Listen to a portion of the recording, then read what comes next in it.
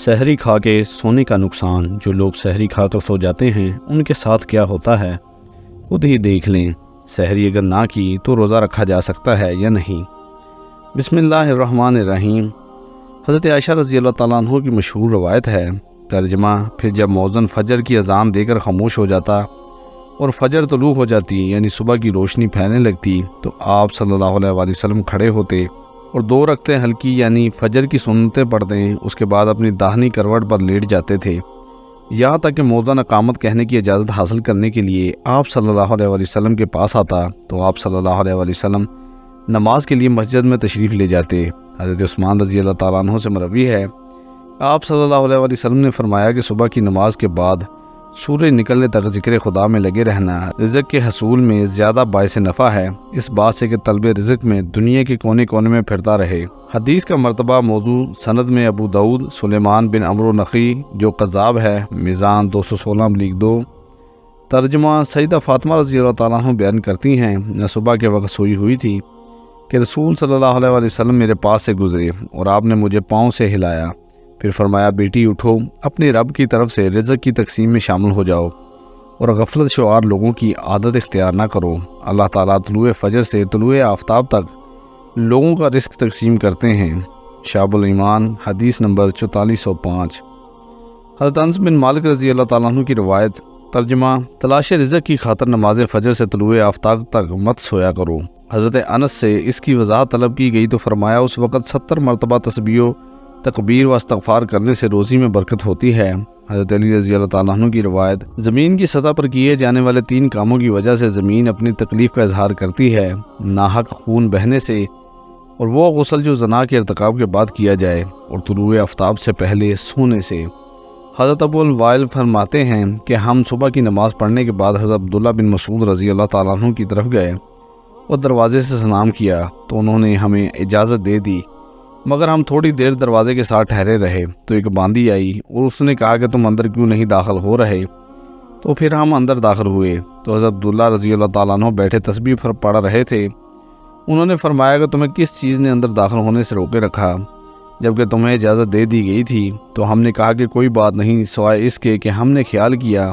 کہ گھر والوں میں سے کوئی سو رہا ہو۔ تو عبداللہ رضی اللہ تعالیٰ عنہ نے فرمایا کہ تم نے ابن عبد کے گھر والوں کے بارے میں غفلت کا گمان کیا۔ راوی نے کہا کہ پھر حضرت عبداللہ نے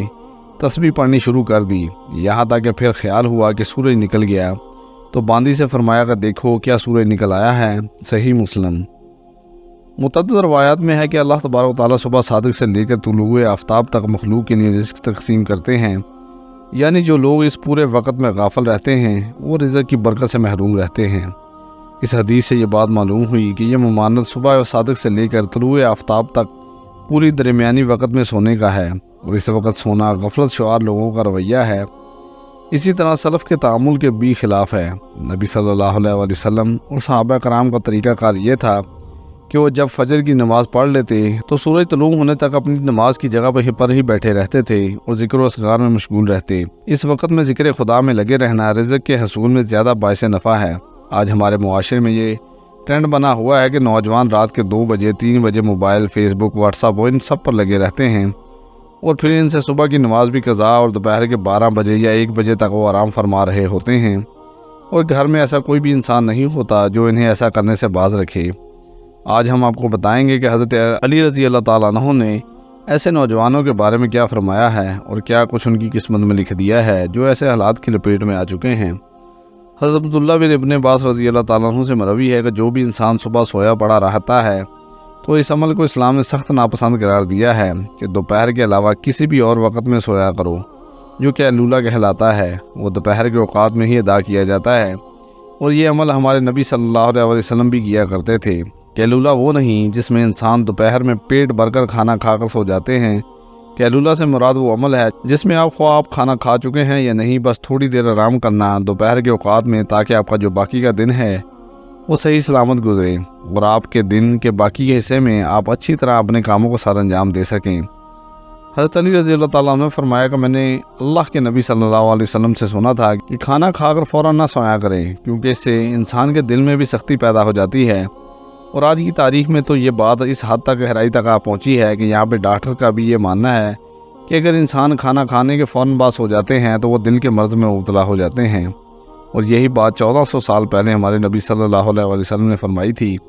اب آتے ہیں حضرت علی رضی اللہ تعالیٰ عنہ کے اس ارشاد کی طرف جو انہوں نے فرمایا تھا۔ جب ایک مرتبہ حضرت علی رضی اللہ تعالیٰ عنہ کی خدمت میں ایک شخص حاضر ہوئے اور فرمانے لگے کہ یا علی، صبح سویرے جو انسان سویا پڑا رہتا ہے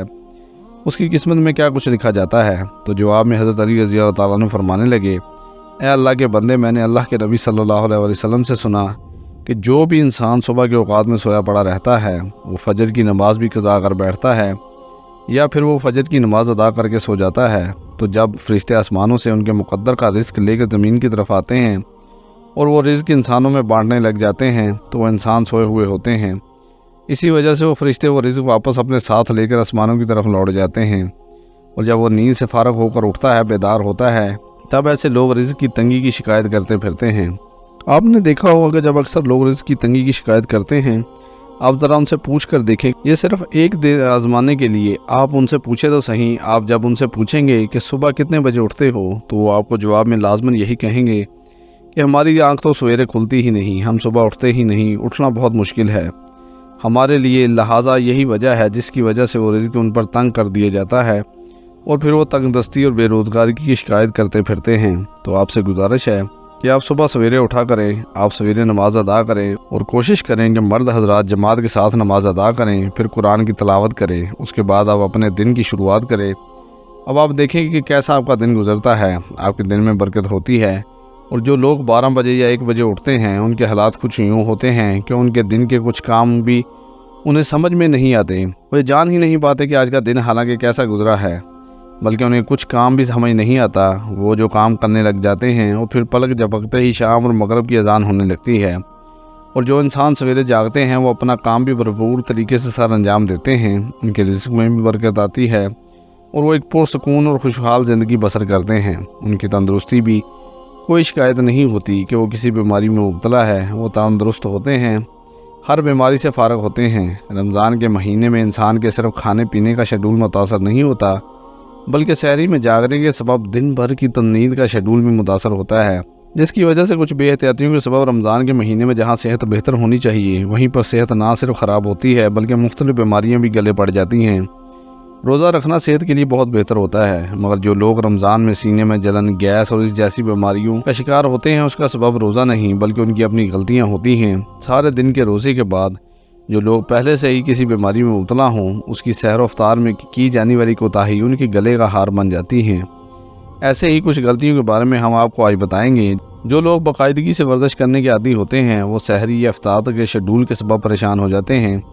ایسے لوگ اکثر سحری یا افطاری کے بعد ورزش کرتے ہیں، جو کہ ایک بہت بڑی غلطی ہے۔ اس سے ایک جانب تو بد ہضمی کا خطرہ ہوتا ہے اور دوسرا اس کی وجہ سے ہڈیوں اور پٹھوں میں درد بڑھ جاتا ہے، لہٰذا اگر ورزش کرنا ضروری بھی ہو تو اس کے لیے سب سے بہترین وقت سحری سے پہلے کا وقت ہوتا ہے،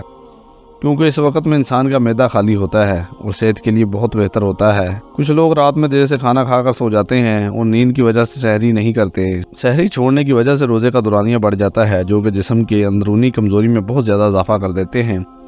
جس سے نہ صرف چہرے کی چمک دمک ماند پڑ جاتی ہے بلکہ قوت مدافعت میں بھی کمی واقع ہو جاتی ہے۔ اسی وجہ سے بہتر یہی ہوتا ہے کہ سحری کے وقت بھلے ایک گلاس پانی کا یا ایک کھجور ہی کیوں نہ لی جائے مگر لازمی طور پر سحری کی جائے۔ افطار کے بعد پیٹ میں جب دن بھر کے بعد غذا جاتی ہے تو انسان سستی کا شکار ہو جاتا ہے۔ اکثر لوگ افطار کے بھاری بھرکم کھانے کے بعد سونے کے لیے لیٹ جاتے ہیں اور ایسی ہی غلطی سحری کے وقت بھی کرتے ہیں اور کھاتے ہی سو جاتے ہیں، جس کی وجہ سے رمضان کے بعد ایسے لوگ موٹاپے کا شکار ہو جاتے ہیں یا پھر ان کے خون میں کولیسٹرول لیول بڑھ جاتا ہے، جو کہ بیماریوں کا سبب بن سکتا ہے۔ اللہ پاک ہمیں دین کی سمجھ نصیب فرمائے اور ہمیں نیکوکاروں میں شامل کرے، آمین۔